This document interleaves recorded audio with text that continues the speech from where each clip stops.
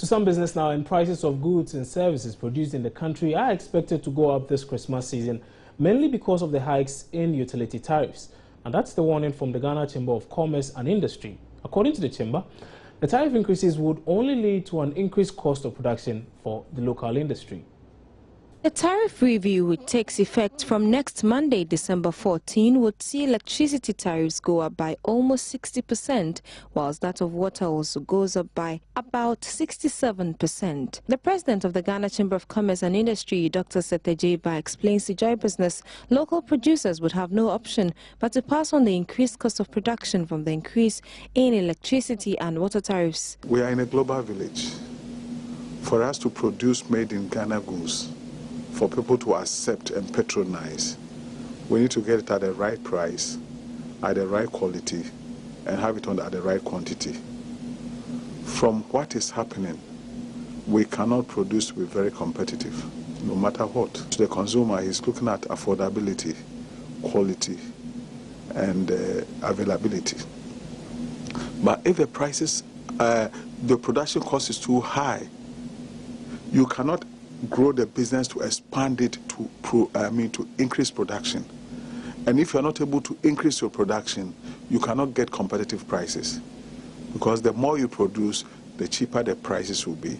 Economist Peter Korte meanwhile explains what could be done to minimize the expected hardship that these adjustments might come with. What government can do is for those who cannot afford, those whose incomes are below a certain threshold, like we do with the LEAP, for instance, you subsidize those consumers. So that you could have a subsidy component where those who cannot actually afford are subsidized. But if not, we cannot continue to provide these services at a cost that is below the cost of production. So subsidies should come in to mitigate the effect of this tariff hike. Look at the supply side, the real sector. We have over-focused on the monetary aspects where we try to control money supply, mop up excess liquidity and the rest.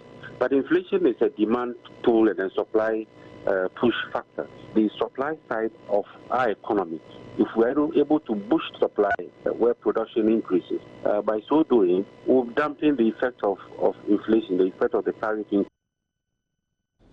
Now, the Ghana Revenue Authority is ready to roll out the Income Tax Act 2015, which will see an increase in the threshold for withholding tax from 500 cedis to 2,000 Ghana cedis.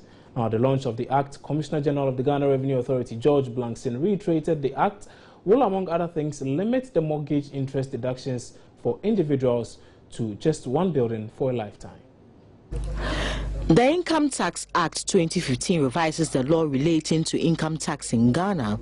According to the Ghana Revenue Authority, the act will broaden the tax base, remove the narrow and distorted tax base of the Internal Revenue Act 2000, rationalize, streamline and restrict tax concessions, tackle erosion of the tax base, as well as align domestic tax rules with current international tax rules.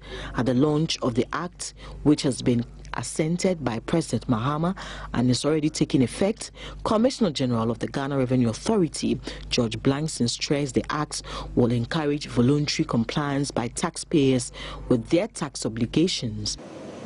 Dominance of voluntary compliance in the tax system allows the tax authorities, in this case the GRA, to concentrate its resources on identifying and dealing effectively with taxpayers who fail to fully comply with their tax obligations.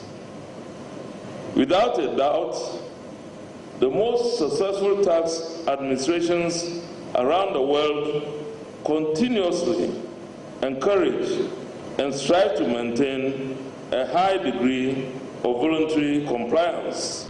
Deputy Finance Minister Muna Korte called on the GRA to sensitize the general public on the new act in order to receive the necessary compliance. For a number of reasons, efficient tax administration is a major problem in developing countries.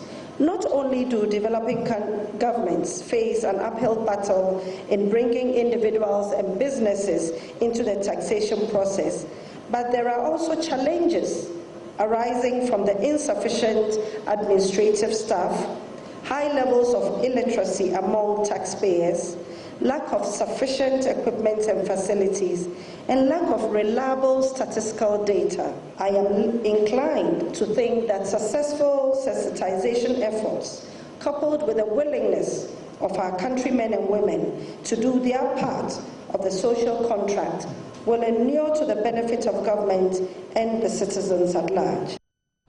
The National Pensions Regulatory Authority, NPRA, has assigned private fund administrators, also known as corporate trustees, to companies that have failed to register the mandatory second-tier occupational pension scheme for their workers. Now, the process took effect on December 1. The NPRA says all employers are required to cooperate with their respective corporate trustees to complete the enrollment process.